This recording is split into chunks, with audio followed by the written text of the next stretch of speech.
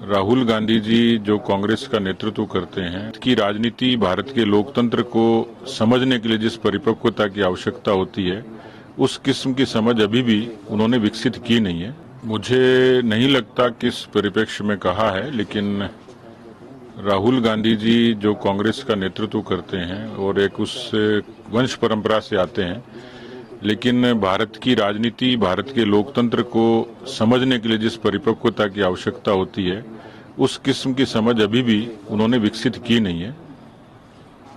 राजस्थान सरकार ने फैसला लिया है गाय को आवारा पशु नहीं बोला जाएगा। देखिए, गाय भारत की संस्कृति का प्राण है और मुझे लगता है कि गाय को केवल पशु नहीं, एक माता का दर्जा हम लोगों ने दिया है। भारत की एक छोटे घर की भी आर्थिक ताकत है, संबल है गाय, और इसलिए गौ माता के संरक्षण के लिए, संवर्धन के लिए जो कुछ किया जा सकता है मुझे लगता है कम है। और इसलिए जो भी सरकारें कानून बनाती हैं संरक्षण के लिए, संवर्धन के लिए, मुझे लगता है कि देश में और प्रदेश में उसकी एक जरूरत भी है और ये युग धर्म भी है।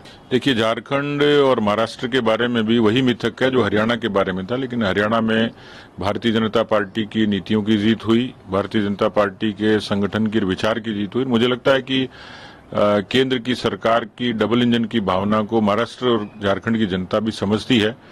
उस प्रदेश के यथोचित विकास के लिए यही वाजिब है कि वहां का जनमानस बीजेपी के साथ रहे, और मुझे लगता है कि पार्टी ने जिस तरीके से योजना बनाई है, रणनीति तय की है, बीजेपी को दोनों ही प्रदेशों में अच्छी जीत मिलेगी।